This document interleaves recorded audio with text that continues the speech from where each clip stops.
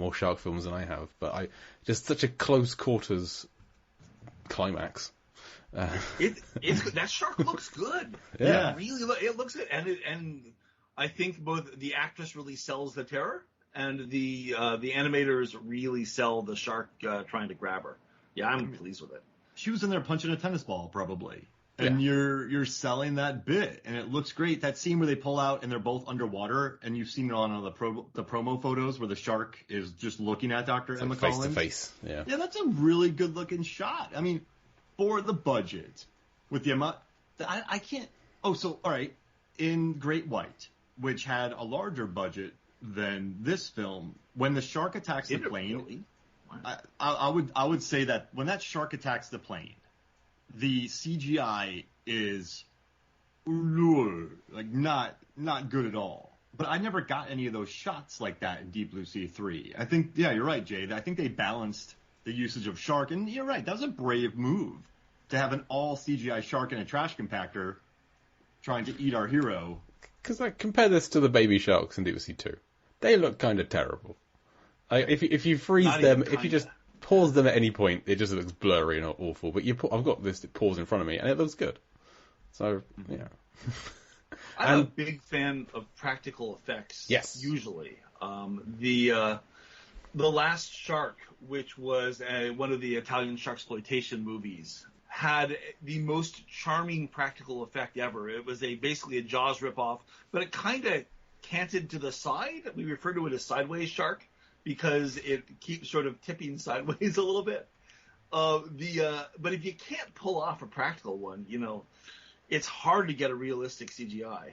And this is one of the few movies where I think it really works. I may be wrong. Great White may have a less than a budget, but this cost $4 million. And I would say Great White was probably $2 million. So at least they were smart about how they used it. But whenever you watch it, do you feel like the teeth are just going to shoot into Dr. Emma Collins? Or am I crazy?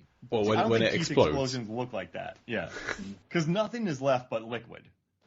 Oh, yeah. There should have been a little bit more. It does really explode. There was one shark movie where they managed to haul a shark into a wood chipper, but unfortunately somebody gets killed because the teeth shoot out the other end of the wood chipper and impale them. Wait a second. What is this, like Ozark Sharks? That's Ozark Sharks. I love Ozark Sharks. I don't know. I've never seen the movie, but that seems like if it's going to be in a shark movie, it's going to be an Ozark Sharks. Yeah.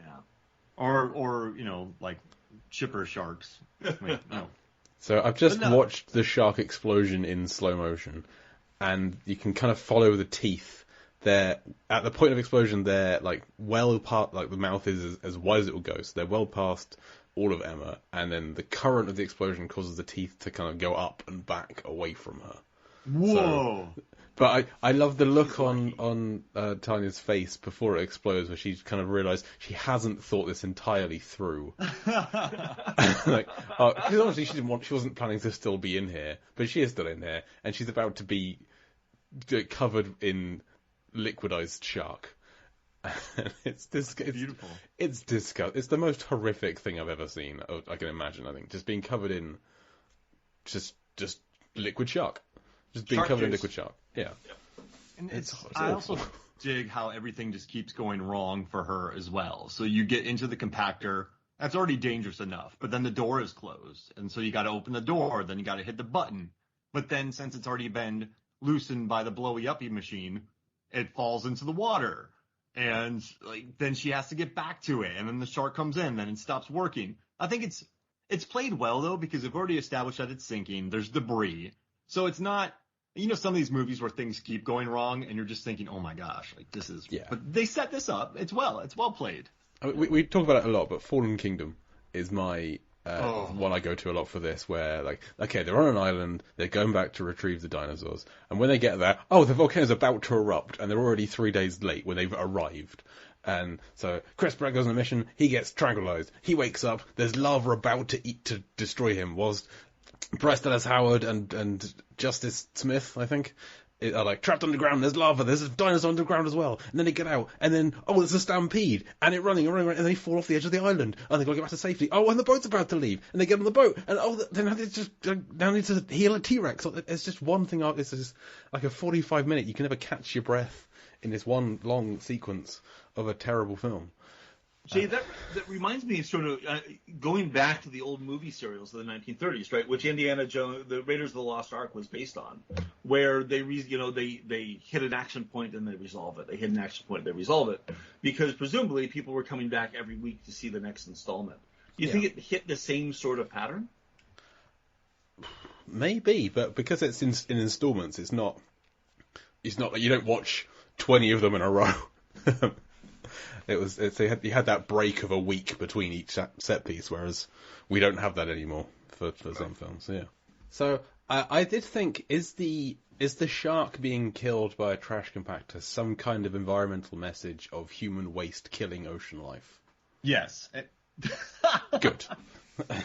Because I'm going to take the opposite side on that. I'm going to say no. It just is a handy trash compactor.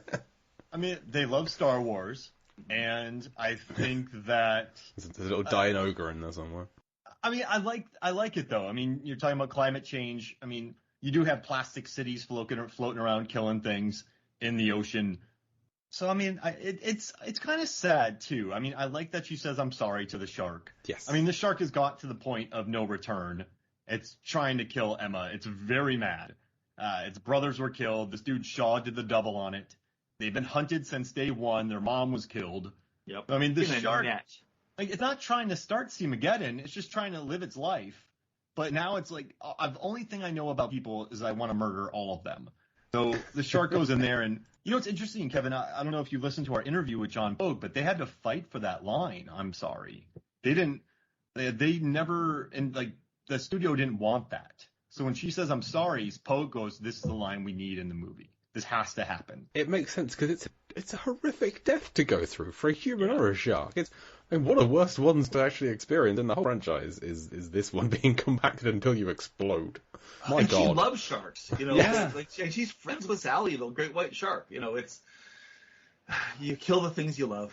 That's a great point too. If you think about Jaws, Smile, you don't know, and then blows up.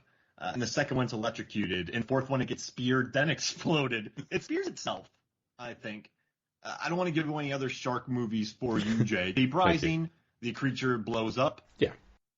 Deep Blue Sea 2, back-to-back flare shooting, explosion. Yeah, this one just, wow. I've never even thought about that. It just gets slowly crushed until it explodes. If you compare it to the other shark deaths in the previous chapter, they were immediate.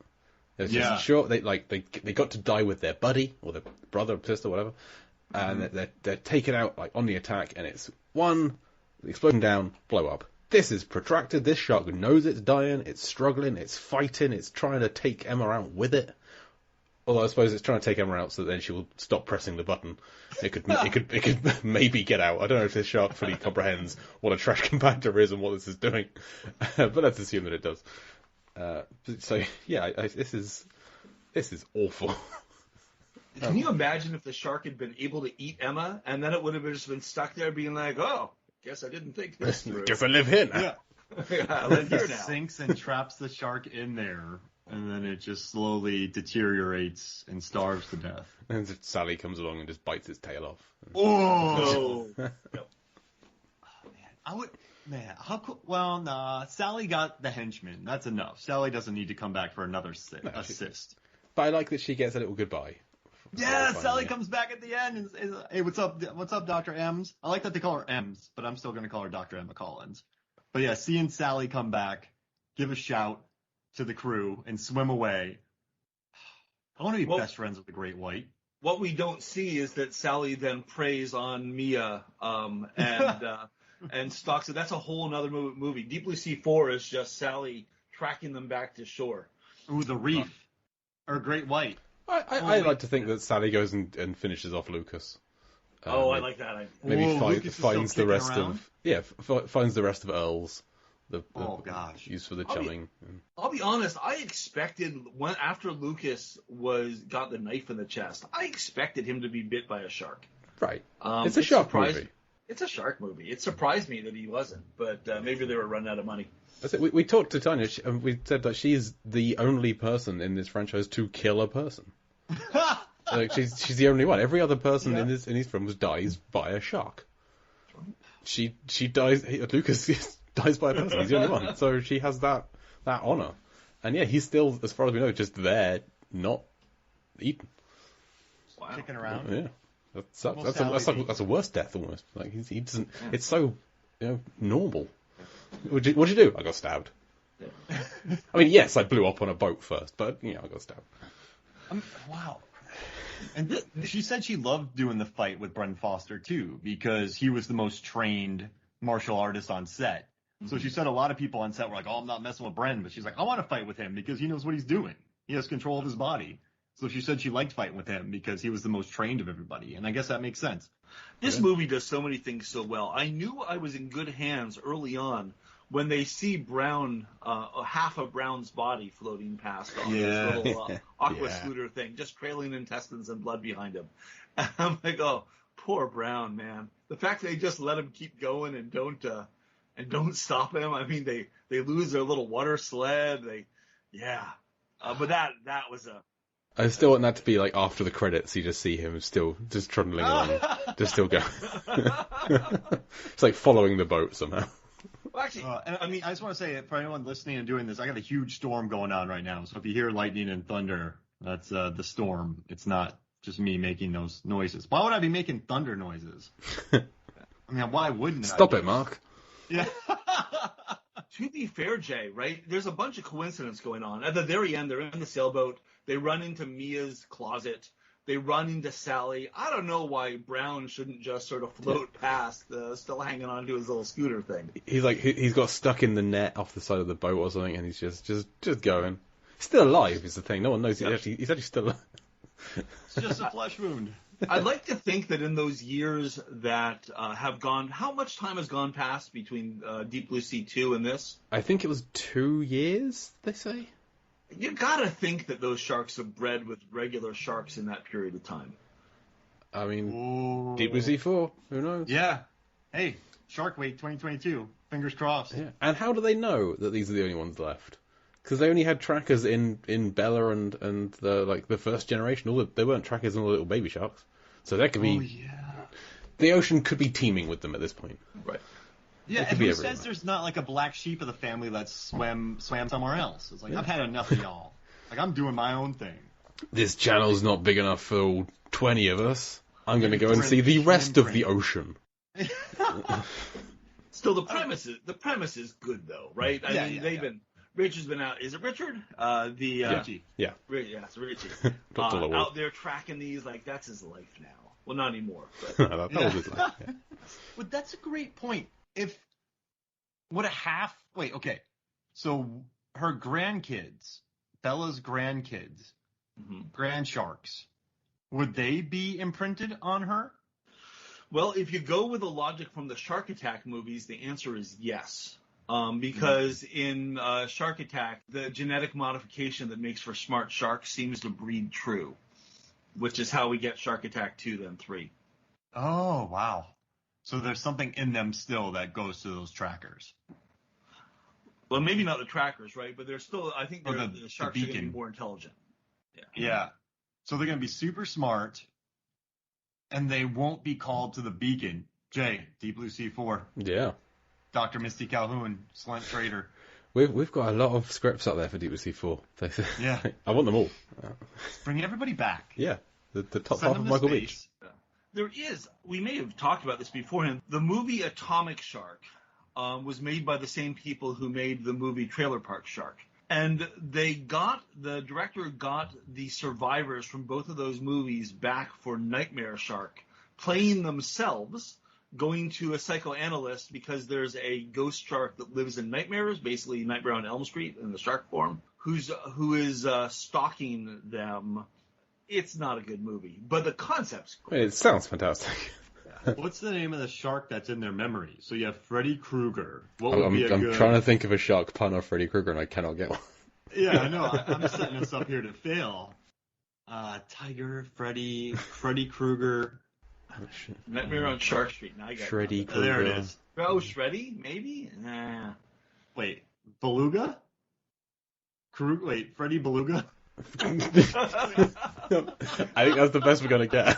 I am not going to pay you money for that script. I I like Freddy Beluga. Freddy Beluga is my favorite. I'm there.